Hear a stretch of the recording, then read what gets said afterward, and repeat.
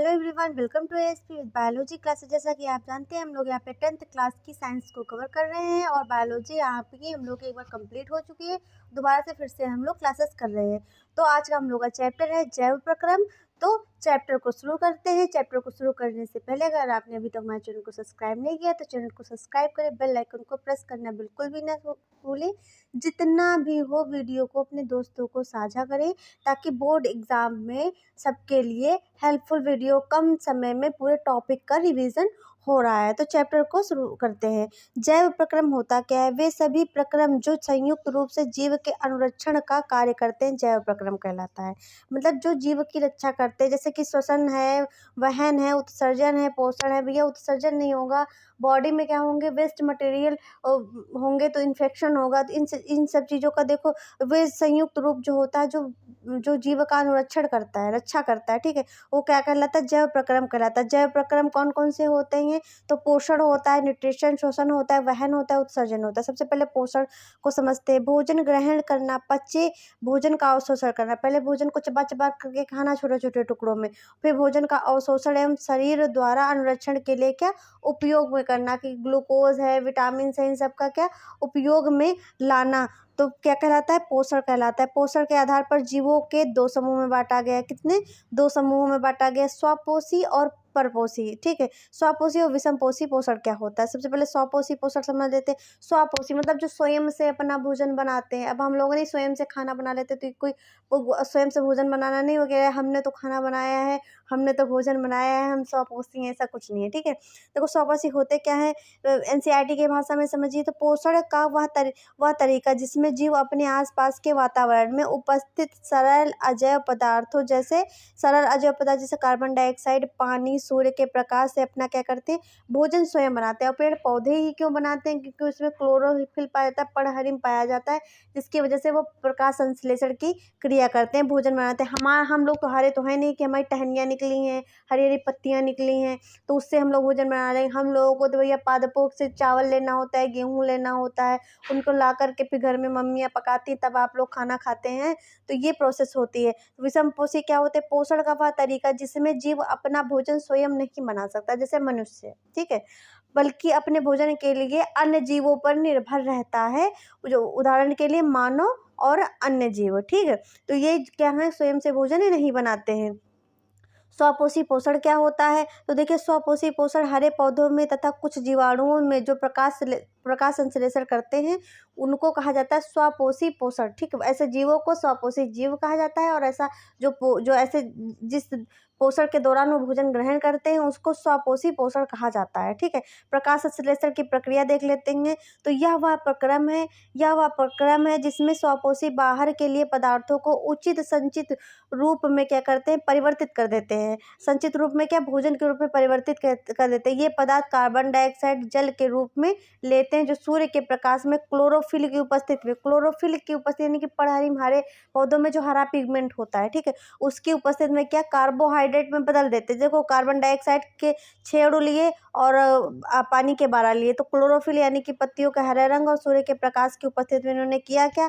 इन्होंने ग्लूकोज में इसको बदल दिया। अब बदल कैसे, सूत्र भी देख लेते हैं, ठीक है। देखो यहाँ पे 6 कार्बन डाइऑक्साइड हैं, ठीक, कितने हैं? तो यहाँ पे कार्बन देख लीजिए 6 हैं, ठीक। ऑक्सीजन कितनी है? 12 हैं। तो 6 कार्बन यहाँ पे इन्होंने यूज़ कर लिए, ठीक है। 6 कार्बन यहाँ पे यूज़ कर लिए, इनके पास 12 ऑक्सीजन बची हैं, ठीक। 12 देखो, 2 6 दूनी 12, ठीक, ऐसे होता है मल्टीप्लाई। और यहाँ पे हाइड्रोजन कितने? 12 दूना 24 और ऑक्सीजन कितनी है? यहाँ पे 12 है, ठीक है।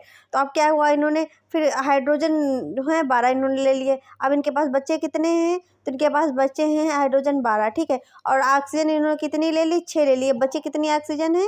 देखो, यहाँ पे ऑक्सीजन 12 हो गई, यहाँ पे 12 हो गई, ठीक है। यहाँ पे 6 इन्होंने यूज़ कर ली। फिर देखो, अब ये ग्लूकोज का सूत्र बन गया। अब प्लस देखो, 6 दूनी 12, 12 यहाँ पे यूज हो गई, 6 यहाँ पे यूज़ हो गई। जो समीकरण हुआ बैलेंस हो गया। 6 दूनी 12, 12 हाइड्रोजन यहाँ पे हो गए, 12 यहाँ हो गए, 24 हो गए।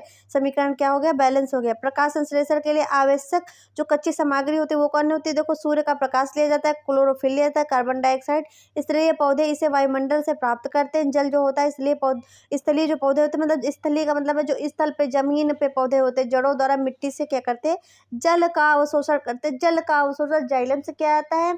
और जो भोजन होता है उसको पत्तियों द्वारा बना करके कौन पूरे पेड़ को सप्लाई करता है, तो यहाँ पे फ्लोएम करता है। ठीक है। प्रकाश संश्लेषण के दौरान निम्नलिखित घटनाएं होती, कौन कौन सी होती है? क्लोरोफिल द्वारा प्रकाश ऊर्जा को अवशोषित करना होता है, प्रकाश ऊर्जा का रासायनिक ऊर्जा में रूपांतरित करना, तथा जल अणुओं का हाइड्रोजन और ऑक्सीजन में क्या करना है, अपघटन हो जाता है, तोड़ दिया जाता है। कार्बन डाइऑक्साइड का कार्बोहाइड्रेट में क्या हो जाता है, अपचयन हो जाता है। रंध्र क्या होते हैं? स्टोमेटा जिनको कहा जाता है। तो पत्ती की सतह पर जो छिद्र होते हैं उन्हें रंध्र या स्टोमेटा कहते हैं। छोटे छोटे छिद्र होते हैं, जैसे आपके हम लोग की स्किन पे रोम के छिद्र होते हैं। ठीक है। रंध्र के प्रमुख कार्य होते हैं, प्रकाश संश्लेषण के लिए गैसों का अधिकांश क्या होता है, आदान प्रदान इन्हीं जो रंध्र होते हैं, स्टोमेटा होते हैं, इन्हीं से होता है। वाष्पोत्सर्जन प्रक्रिया में जल वाष्प के रूप में रंध्र द्वारा निकल जाता है। ठीक है। रंध्र द्वारा क्या होता है, निकलता है। सहायक कोशिकाएं इसकी देख लेते हैं। देखिए ये है क्या, इसकी सहायक कोशिका है, इसको कहेंगे अधिचर्म कोशिका। और जो ये गोल गोल से दिख रही है इनको कहेंगे रंध्र कोशिका। और ये क्या हो गया, ये रंध्र छिद्र हो गया। ठीक है। रंध्र पत्ती की सतह पर सूक्ष्म छिद्र होते हैं जो श्वसन गैसों के विनिमय और वाष्पोत्सर्जन के समय क्या खुलते बंद होते रहते हैं। विषमपोषी पोषण क्या होता है? विषमपोषी पोषण देखो, प्राणी संपोषण, मृतजीवी पोषण, परजीवी पोषण। सबसे पहले प्राणी संपोषण देख लेते हैं जिसको होलोजोई कहा जाता है। तो इसमें जीव देखो, इसमें जीव संपूर्ण भोज्य पदार्थ का अंतर्ग्रहण करता है तथा उनका पाचन शरीर के अंदर होता है। ठीक, इसमें क्या होता है, पाचन शरीर के अंदर होता है। भोज्य पदार्थों का क्या करा जाता है, संपूर्ण भोज्य पदार्थों का यहाँ पे अंतर्ग्रहण किया जाता है, जैसे अमीबा है, मानव है। ठीक है। मृतजीवी पोषण, मृतजीवी अपना भोजन मृत जीवों के शरीर के सले गड़े कार्बनिक पदार्थ होते हैं उनसे प्राप्त करते हैं। जैसे कोई जानवर मर गया, देखो पढ़ाओ, धीरे धीरे क्या होता है, वो गायब हो जाता है वहां से, वो फफूंदी और कवक की वजह से हो जाता है। परजीवी पोषण क्या होता है, परजीवी अन्य जीवों के शरीर के अंदर या बाहर रहकर उनको बिना मारे उनसे अपना भोजन प्राप्त करते हैं, जैसे अमरबेल, जू, फीताक्रम। ये आप बहुत अच्छे समझते हो क्योंकि जू न किसी को तो पढ़े ही होंगे जितने लोग क्लास देख रहे हैं। अमीबा में पोषण देख लेते हैं। अमीबा देखो कैसे करता है, अमीबा अपने देखो भोजन को अपने पादाप की सहायता से घेर लेता है। जैसे ये अमीबा है, ठीक है, ये भोजन यहाँ आया तो इसको पादाप की सहायता से इसे घेर लेगा। ठीक है। तो ये केंद्रक है, ये खाद्य कण है इसके अंदर। ठीक है।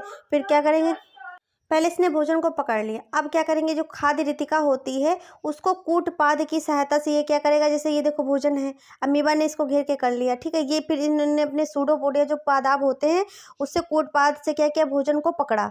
ठीक है, पकड़ लिया। फिर उसके बाद क्या हुआ, खाद्य रितिका खाद्य कर। ठीक है। फिर इसने क्या किया, मुंह को कैप्चर कर लिया। तो खाद्य रितिका में जटिल पदार्थ का विघटन सरल पदार्थों में किया जाता है। ठीक है, किया था। फिर इसने क्या किया, उससे अमीबा में पोषण हुआ। ठीक नहीं, फिर क्या किया, बचा हुआ अपच किसी कोशिका और गति करता है। ठीक है। बचा हुआ अपच जो होगा कोशिका की सतह की ओर क्या करेगा, गति करेगा, मतलब फट करके बाहर निकल जाएगा। ये पदार्थ शरीर से बाहर क्या हो जाता है, निष्कासित हो, जैसे ले लिया जो बाहर पदार्थ होगा वो स्किन इसकी फट जाएगी और ये बाहर निकल आएगा। जो वेस्ट मटेरियल होगा, जैसे अपने लोगों में वेस्ट मटेरियल निकलता है, से इसमें भी क्या होता है, वेस्ट मटेरियल को निकाल देते हैं। ठीक है। और न्यूट्रिशन मिल जाएगा अमीबा को। फिर पैरामीशियम में पोषण देख लेंगे कैसे होता है। तो पैरामीशियम जो होता है उसमें पैरामीशियम में पश्चाप होते हैं। पैरामीशियम जो होता है चप्पल आकार की संरचना होती है, उसमें क्या होता है, जो छोटे छोटे ऐसे होती है संरचना। ठीक है। इसमें क्या छोटे छोटे से लगे हुए होते हैं, इनको सीलिया कहते हैं। तो ये सीलिया के माध्यम से क्या करता है, भोजन को ग्रहण करता है। ठीक है, भोजन को ग्रहण करता है। मनुष्य में पोषण कैसे होता है, तो मानव में पोषण देख लेते हैं। तो मानव में अंतःग्रहण होता है, पाचन होता है, अवशोषण होता है, स्वांगीकरण होता है, बहिक्षेपण होता है। आहार नाल मूल रूप से मुंह से गुदा तक क्या होती है, लंबी सी नली फैली हुई होती है। मुंह से क्या किया जाता है, भोजन को ग्रहण किया जाता है। दांत से क्या किया जाता है, भोजन को चबाया जाता है। मुंह से ही भोजन का पाचन चालू हो जाता है, इतनी बात समझ लिया। जीहा से क्या होता है, भोजन को लार के साथ पूरी तरीके से मिलाया जाता है। ठीक है।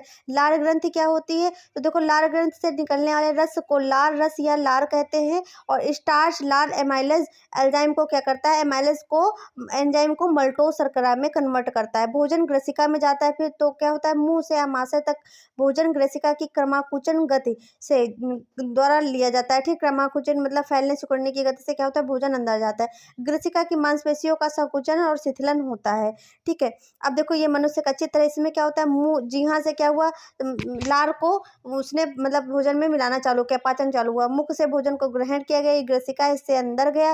फिर देखिए ये यकृत है। ठीक है, यकृत है ये अमाशय है।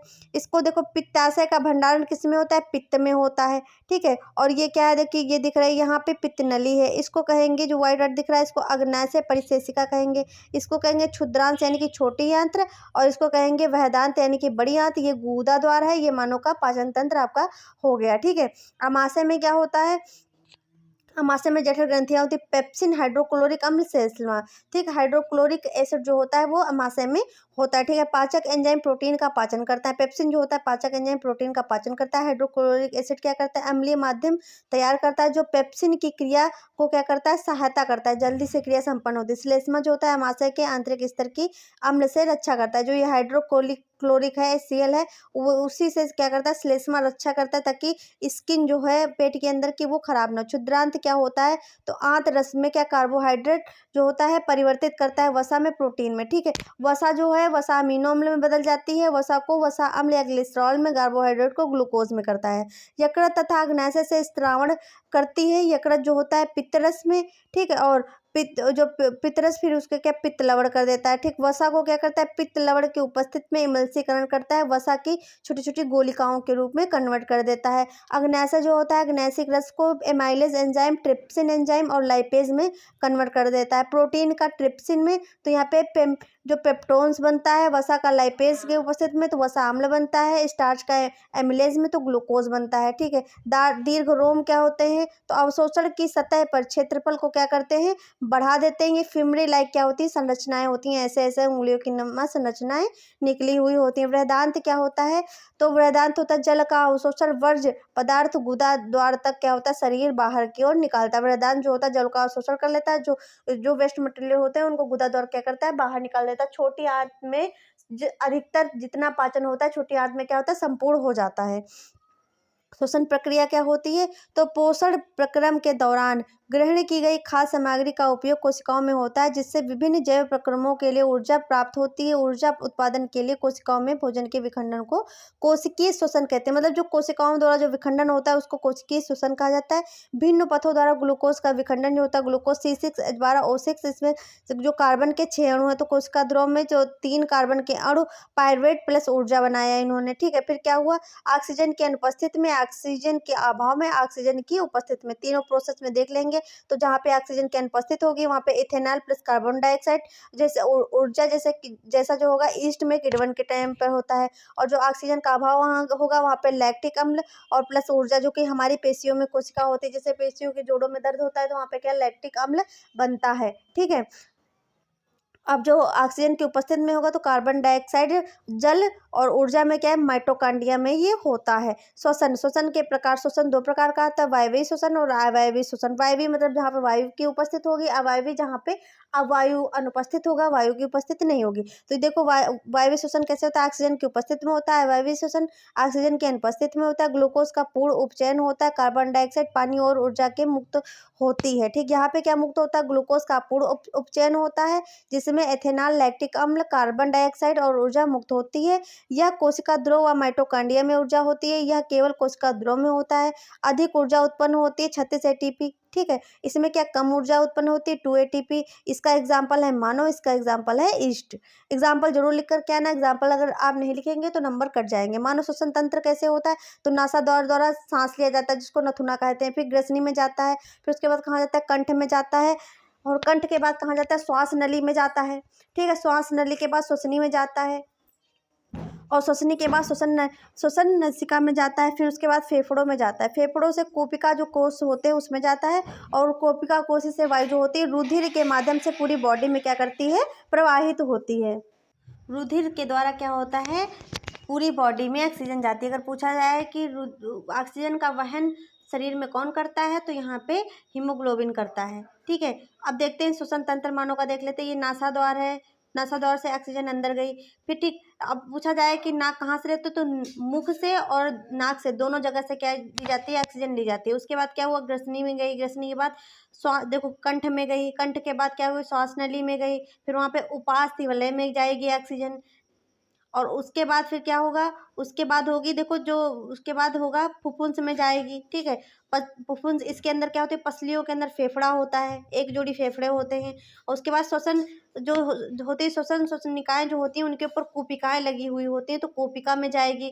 कूप के बाद देखो श्वसनी हो गई, श्वसन नलिका हो गई, फिर यहाँ कूपिका कोष हो गई, ये डायफ्राम है, ठीक है। डायफ्राम है जिसको मध्यपट कहा जाता है, इनको पसलियाँ कहते हैं। ये फुफ्फुस से ये मानव का जो है श्वसन तंत्र है, ठीक है। अगर पूछा जाए डायफ्राम कब वर्क नहीं करता है, तो गर्भवती जो महिलाएं होती हैं उनमें डायफ्राम जो होता है वर्क नहीं करता है। मानव श्वसन क्रिया, तो मानव श्वसन क्रिया देखो, अंतः श्वसन, उच्च श्वसन, दो प्रकार की होती है। अंतः श्वसन क्या होता है, अंतः श्वसन के दौरान देखो कौन कौन सी प्रक्रियाएं होती है, तो वक्षीय गुहा फैलती है, ठीक है। पसलियों से संलग्न पेशियां क्या होंगी, सिकुड़ जाएंगी। यहाँ पे क्या होंगी, पसलियां सिकुड़ती हैं।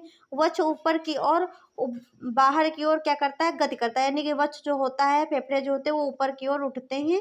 गुहा में वायु का दाब कम हो जाता है और वायु फेफड़ों में क्या होती है, भर जाती है। अब उच्च श्वसन में क्या होता है, इसको देख लेते हैं। तो वक्षीय गुहा अपने मूल आकार में क्या होती है, वापस आ जाती है, जैसी थी वैसी ही आ जाती है। जब सांस निकलना छोड़ना दोनों जब होता है तो उसको उच्च श्वसन कहा जाता है, ठीक है। और अंतः श्वसन जब सांस को लेते हैं और सांस को जब छोड़ते हैं तो वो उच्च श्वसन हो जाता है। पसलियों की पेशियां शिथिल हो जाती हैं, वक्ष अपने स्थान पर वापस आ जाते हैं, गुहा में वायु का दाब बढ़ जाता है और वायु कार्बन डाइऑक्साइड फेफड़ों से क्या होती है, बाहर निकल जाती है। अंतः श्वसन क्या होता है, सांस द्वारा वायुमंडल से गैसों को अंदर ले जाना होता है, ठीक। उच्च श्वसन क्या होता है, फेफड़ों से वायु को बाहर निकालना। स्थलीय जीव जो होते हैं श्वसन के लिए वायुमंडल से ऑक्सीजन का उपयोग करते हैं। जो जीव जल में रहते हैं वो जल में जो घुली ऑक्सीजन होती है उससे क्या करते हैं, ऑक्सीजन को लेते हैं। जैसे कि मछली हो गई, मछली क्या करती है, गिल्स के द्वारा जो होता है वो ऑक्सीजन को लेती है। कूपिका रक्त व ऊतकों के बीच गैसों का आदान प्रदान कैसे होता है, तो वायु में O2 से समृद्ध जो कूपिकाएं होती हैं वो रक्त वाहिका में O2 आरबीसी में हीमोग्लोबिन के साथ मिलकर के HbO2 बनाती हैं। क्या बनाती हैं, HbO2 बनाती हैं। अब फिर क्या होता है, जो HbO2 होता है वो धमनी द्वारा O2 ऊतकों तक पहुंचता है। फिर ग्लूकोज का ऑक्सीकरण ऊतक में होता है और कार्बन डाइऑक्साइड का उत्पादन किस में होता है, ऊतक में होता है। सेकेंड प्रोसेस क्या होती है, कार्बन डाइऑक्साइड ऊतकों में, फिर कार्बन डाइऑक्साइड जो होता है वो रक्त वाहिका में जाता है। उसके बाद CO2 का रक्त में क्या हो जाता है, विसरण हो जाता है, यानी कि रक्त में CO2 क्या होती है, घुल जाती है। फिर उसके बाद देखिए क्या होता है, उसके बाद क्या होता है, तो रक्त वाहिका द्वारा कूपिका में जाता है, ठीक है। और कार्बन डाइऑक्साइड का कूपिका कोष में क्या हो जाएगा, विसरण हो जाएगा। और CO2 का मोचन यानी कि नासा द्वारा विसरण द्वारा क्या होती है, कार्बन डाइऑक्साइड बाहर निकल जाएगी। संवहन क्या होता है, मनुष्य में भोजन जो होता है ऑक्सीकरण व अन्य आवश्यक पदार्थों की निरंतर आपूर्ति करने वाला जो होता है श्वसन तंत्र कहलाता है, संवहन तंत्र कहलाता है, ठीक है। मानव संवहन तंत्र के मुख्य अवयव इस प्रकार के होते हैं। देखिए क्या होता है, हृदय होता है, रक्त नलिकाएं जिनको धमनी व सिरा कहते हैं, वहन माध्यम रक्त व लसिका होती हैं। रक्त में देखिए कौन कौन से पदार्थ पाए जाते हैं, तो रक्त में ठोस अवयव यानी कि रुधिर की कणिकाएं पाई जाती है। द्रवीय अवयव यानी कि प्लाज्मा, प्लाज्मा कैसा होता है, पीले रंग का होता है जिसमें 90% जल होता है। तथा शेष अवयव जैविक जो होते हैं, प्लाज्मा प्रोटीन, एल्ब्यूमिन और ग्लोबिमिन अजैविक खनिज होते हैं, ठीक है। जब रक्त का थक्का किस विटामिन की कमी से नहीं जमता है, तो विटामिन के की कमी से क्या होता है, रक्त का थक्का नहीं जमता है। जो पीला पीला येलो कलर का जो पार्ट दिखाई देता है जब कहीं पे चोट लग जाती है तो उसी को क्या कहते हैं, प्लाज्मा कहते हैं। रुधिर कणिकाओं में क्या क्या पाया जाता है, तो लाल पाई जाती हैं जिनको आरबीसी कहते हैं, श्वेत रक्त कणिकाएं जिनको WBC कहते हैं, और रक्त प्लेटलेट्स पाई जाती हैं, ठीक है। तो लाल रक्त कणिकाएं जो होती हैं वो क्या करती हैं, O2 और CO2 का वहन हीमोग्लोबिन यानी कि HB रक्त का लाल रंग कर देते हैं। अगर पूछा जाए रक्त का रंग लाल क्यों होता है, तो जो हीमोग्लोबिन पिगमेंट होता है उसके कारण क्या होता है, रक्त का रंग जो होता है वो लाल होता है। और जो WBC होती है शरीर को रोग मुक्त करने में सहायता करती, रक्त का थक्का बनाने में क्या होता है, सहायक होती हैं, प्लेटलेट सहायता करती हैं।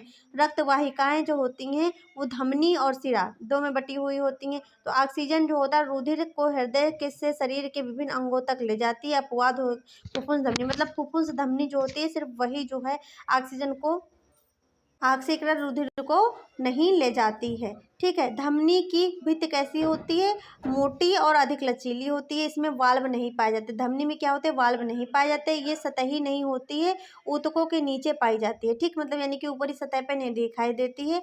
शिरा क्या होती हैं? शिराएं विभिन्न अंगों से अनासिकृत होता है, रुधिर एकत्र करके वापस हृदय तक ले जाती हैं। या इसका अपवाद जो है फुफ्फुस शिरा है।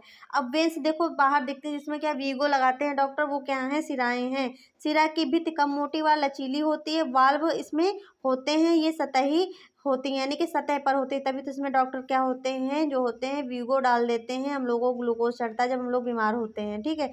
तो फुफ्फुस फेफड़े जो होते हैं, फुफ्फुस धमनी विऑक्सीजनीकृत रुधिर को ले जाते हैं। ठीक है। देखिए सबसे पहले क्या होता है? फुफ्फुसीय शिरा में विऑक्सीजनीकृत रुधिर जो होता है। ठीक है। फिर उसके बाद क्या होता है? बाह्यलिंद है, बाह्यनिलय, दाह्यलिंद, दाह्यनिलय। ठीक है। 4 चैम्बर में क्या होता है? ये बटा होता है। ठीक है। अब उसके बाद क्या होता है? ठीक है। अब उसके बाद क्या होता है देखो पहले समझ लेते हैं अच्छे से। पहले फुफ्फुसीय शिरा में विऑक्सीजनीकृत रुधिर होता है। फिर ये रुधिर कहाँ जाएगा? तो ये रुधिर जाता है कहाँ? ये जाता है देखो बाएं आलिंद में। ठीक है। बाएं आलिंद में जाता है। फिर उसके बाद कहाँ जाता है?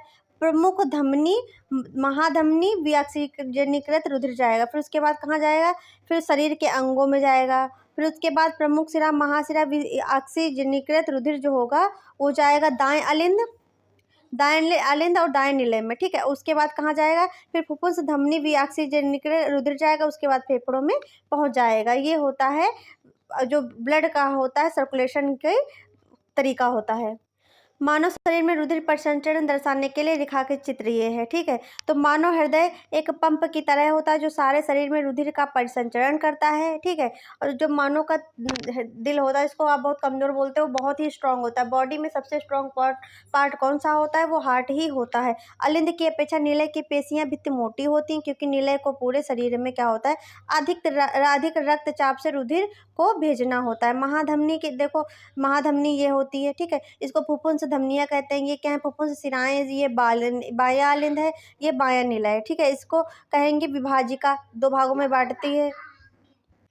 ये दायां निलय होता है। इसको देखो कहेंगे शरीर के निचले जो होंगे भाग से महाशिरा। ठीक है। इसको कहेंगे दायां आलिंद। ये शरीर के ऊपरी भाग का महाशिरा है। ठीक है।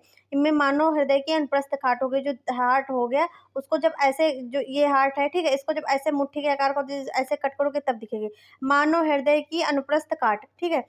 तो देखो हृदय में उपस्थित वाल्व रुधिर प्रवाह को उल्टी दिशा में रोकने में सुनिश्चित। वाल्व मतलब यानी कि ब्लड चला गया तो ढक्कन बंद हो गया, अब ये वापस इधर नहीं जाएगा। लसिका एक तरल ऊतक होता है जो रुधिर प्लाज्मा की तरह ही है, लेकिन इसमें अल्प मात्रा में प्रोटीन होते हैं। लसिका वहन में सहायता करता है। लसिका किसमें वहन सहायता करता है? तो वहन में। पादपों में परिवहन जो होता है जाइलम और फ्लोएम के द्वारा होता है। जाइलम के द्वारा जल का होता है, फ्लोएम के द्वारा फूड का होता है। याद रखिए ट्रिक। जाइलम जो होता है पादप तंत्र का एक अवयव है जो मृदा से प्राप्त जल और खनिज लवणों का वहन करता है, जबकि फ्लोएम जो होता है पत्तियों द्वारा प्रकाश संश्लेषित उत्पादों को पौधों के अन्य भागों तक वहन करता है। जड़ व मृदा के मध्य आयन सांद्रण में अंतर के चलते जल में मृदा से जड़ों को प्रवेश किया जाता है तथा इसी साथ जल एक स्तंभ निर्माण करता है जो जल का लगातार ऊपर की ओर क्या करता है? धकेलता रहता है कि चलो जल ऊपर जाओ है। यही दाब जल को ऊंचे वृक्ष के विभिन्न भागों तक पहुंचाने में कार्य करता है। जैसे आपने दिया में बाती को देखा होगा, ऊपर तक जाती है, वैसे ही होता है जाइलम का वर्क। ठीक है। यही जल पादप के वायवीय भागों द्वारा वाष्प के रूप में वातावरण में क्या होता है? विलीन हो जाता है। वाष्पोत्सर्जन होता है। जितना जल होता है वातावरण में क्या होता है? विलीन हो जाता है। यह प्रक्रम क्या कहलाता है? वाष्पोत्सर्जन कहलाता है। मतलब पेड़ के विभिन्न भागों से मतलब वायवीय भागों से क्या होता है? जो रंध्र होते हैं उनके द्वारा क्या होता है? वातावरण में जल का विसर्जन होना, यही कहलाता है वाष्पोत्सर्जन कहलाता है। इस प्रक्रम द्वारा पौधों को निम्न रूप से सहायता मिलती है। जल अवशोषण एवं जड़ से पत्तियों तक जल तथा खनिज विलय लवणों के ऊपरमुखी गति में सहायक होती है। पौधों में ताप का नियमन में भी क्या हुआ? वाष्पोत्सर्जन सहायक होती है। जैसे हम लोगों में पसीना होता है, ठीक वैसे उसमें वाष्पोत्सर्जन होता है। भोजन तथा दूसरे पदार्थों का स्थानांतरण पौधों में प्रकाश संश्लेषण के विलय उत्पादों का वहन स्थानांतरण कहलाता है, जो कि फ्लोएम ऊतकों द्वारा होता है। स्थानांतरण पत्तियों से पौधों के शेष भागों में ऊपरीमुखी तथा अधोमुखी दोनों दिशाओं में होता है। फ्लोएम द्वारा स्थानांतरण ऊर्जा के प्रयोग से पूरा होता है, अतः सुक्रोज फ्लोएम ऊतक से एटीपी ऊर्जा से परासरण बल द्वारा स्थानांतरित किया जाता है। मानव में उत्सर्जन जो होता है वह जैव प्रक्रम जिसमें जीवों में उपापचयी क्रियाओं में जनित हानिकारक नाइट्रोजन युक्त पदार्थों का निष्कासन किया जाता है, उसे उत्सर्जन कहते हैं। मतलब नाइट्रोजन जो युक्त जो पदार्थ होते हैं उनका जब किया जाता है, बाहर निकाला जाता है, तो उसको क्या कहते हैं? उत्सर्जन कहते हैं, मतलब बाहर निकालना। ठीक है, जैसे कि आप होता है यूरिन वगैरह पास करते हैं, ठीक है, आप क्या सभी लोग पास करते हैं, हम भी पास करते हैं। एक कोशिकीय जीव इन अपशिष्ट पदार्थों को शरीर की सतह से जल में विसरित होता है। ठीक, कहाँ होता है? जल में विसरित होता है। कुछ कोशिकीय जीव जल में करते हैं। ठीक है, मानव उत्सर्जन तंत्र में उपस्थित अंग निम्न प्रकार होते हैं। एक जोड़ा वृक्क होता है, एक जोड़ा मूत्रवाहिनी होती है, एक जोड़ा क्या होता है? मूत्राशय होता है। ठीक है, देखिए ये क्या है? एक बाई वृक्क वृक्क धमनी है। ठीक है, ये बायां वृक्क है, ये दायां वृक्क है। एक टाइम पे एक ही वृक्क काम करता है, तभी क्या कहते हैं? किडनी एक दे दी तो एक से अपना काम चल रहा है, क्योंकि एक ही काम ही करती है तो भैया एक से काम चलेगा ही है, दो से तो काम चलेगा नहीं। बाई वृक्क सिरा है, इसको कहेंगे जो लड़का है इसको महाधमनी कहेंगे। ये बाई मूत्र वाहिकाएं हैं, इसको महाशिरा कहा जाएगा। ये जो है नीली नीली दिख रही है इसको महाशिरा कहा जाएगा। इसका ब्लेडर यानी कि मूत्राशय, ये जहाँ छिद्र जहाँ ओपनिंग होती है इसको मूत्र मार्ग या सिसिन कहते हैं। और जो फीमेल में होती है उसको यूरेथ्रा कहते हैं। ठीक है, वृक्क में मूत्र बनने के बाद मूत्रवाहिनी से होता वो मूत्राशय में एकत्रित हो जाता है। मूत्र बनने का उद्देश्य रुधिर से वर्ज्य जो होते हैं, रुधिर से जो हानिकारक पदार्थ होते हैं, अपशिष्ट होते हैं, उनको छानकर बाहर करना है। अगर पूछा जाए रक्त को प्योरीफाई कौन करती है? रक्त को प्योरीफाई कौन करती है? तो किडनी करती। कौन करती? किडनी करती है। वृक्क में मूत्र का निर्माण की प्रक्रिया क्या होती है? तो वृक्क की संरचनात्मक व क्रियात्मक इकाई क्या होती है? वृक्काणु यानी कि नेफ्रॉन कहलाती है। वृक्काणु के मुख्य भाग इस प्रकार है। कोशिका गुच्छ यानी कि ग्लोमेरुलस जिसको कहते हैं, या पतली भित्ति वाला रुधिर कोशिकाओं का गुच्छा होता है। बोमन संपुट और नलिकाकार भाग होता है। इसके संग्राहक वाहिनी। ठीक, इतने इसके भाग होते हैं। वृक्क में उत्सर्जन की क्रियाविधि जो होती है वो कैसे होती है? देखो, इसको कहेंगे संग्राहक वाहिनी और इसको कहेंगे वृक्काणु का नलिकाकार भाग। देखो नली के तरीके दिख रहा है ना, ये गुच्छे, इसको कोशिका गुच्छ या ग्लोमेरुलस कहेंगे। इसके ऊपर के कवर को बोवन संपट्ट कहेंगे। इसको वृक्क धमनी की शाखा कहेंगे। इसको कहेंगे वृक्क शिरा की शाखा। और जो ये है ये वृक्क धमनी, ये वृक्काणु की संरचना है, नेफ्रॉन की संरचना है। ठीक है, कोशिका गुच्छा निषेधन, जब वृक्क धमनी की शाखा वृक्काणु में प्रवेश करती है तब जल, लवण, ग्लूकोज, अमीनो अम्ल व अन्य नाइट्रोजनी अपशिष्ट पदार्थ कोशिका गुच्छ से छनकर वोमन संपुट में आ जाते हैं। वर्णात्मक पुनः अवशोषण जो होता है उसमें वृक्काणु नलिकाकार भाग में शरीर के लिए उपयोगी पदार्थ जो होते हैं उनको ले लेते हैं, जैसे कि उनका अवशोषण करते हैं, ग्लूकोज का, अमीनो अम्ल का, लवण का, जल का पुनः अवशोषण हो जाता है। नलिकाकार स्त्रावण क्या होता है? तो इसमें क्या होता है? यूरिया अतिरिक्त जल व लवण जैसे उत्सर्जित पदार्थ जो होते हैं वृक्काणु की नलिकाकार भाग के अंतिम सिरे में रह जाते हैं, वह मूत्र निर्माण करते हैं। वहां से मूत्र संग्राहक हो जाता है, वो कहाँ आता है?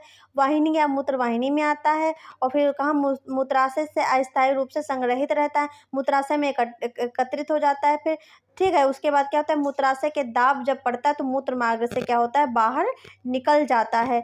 कृत्रिम वृक्क क्या होता है? आर्टिफिशियल किडनी, कृत्रिम वृक्क अपोहन, इसको डायलिसिस कहते हैं। बोर्ड लगे होंगे जगह जगह पे, हमारे यहाँ डायलिसिस होता है। ठीक, उसमें क्या होता है? यह एक ऐसी युक्त है जिसमें द्वारा रुधिर, रोगियों के रुधिर में से कृत्रिम वृक्क की मदद से नाइट्रोजन युक्त अपशिष्ट पदार्थों का जो होता है निष्कासन, मतलब बाहर निकाल जाते हैं, जिनकी किडनियां वर्क नहीं करती हैं। प्रायः एक स्वस्थ व्यक्ति में प्रतिदिन 180 लीटर आरंभिक निस्यंदन वृक्क से होता है, जिससे उत्सर्जित मूत्र का आयतन 1.2 लीटर होता है। शेष निस्संदेह वृक्क नलिकाओं में पुनः अवशोषित हो जाता है। पादप में उत्सर्जन कैसे होता है? तो पादप में उत्सर्जन वाष्पोत्सर्जन प्रक्रिया द्वारा अतिरिक्त जल से छुटकारा पाते हैं। बहुत से पादप अपशिष्ट पदार्थों को कोशिका रेतिका में क्या कर लेते हैं? संचित कर लेते हैं। अन्य अपशिष्ट पदार्थ उत्पाद जो होते हैं रेजिन गोंद जो निकलता है रूप में क्या होता है? जाइलम में संचित कर देते हैं। ठीक है, पादप जो है, पादप कुछ अपशिष्ट पदार्थों को अपने आसपास मृदा में उत्सर्जित करते हैं। तो ये चैप्टर का 1 शॉट हम लोग का कंप्लीट हुआ। तो बेहतर तैयारी के साथ एएसपी विद बायोलॉजी के साथ बिल्कुल भी जुड़ना ना भूलें। और बेहतरीन तैयारी के लिए एएसपी विद बायोलॉजी चैनल को सब्सक्राइब करें, बेल आइकन प्रेस करें और वीडियो को पूरा देखें, शेयर करना बिल्कुल भी ना भूलें। Thanks for watching. मिलते हैं नेक्स्ट क्लास के साथ।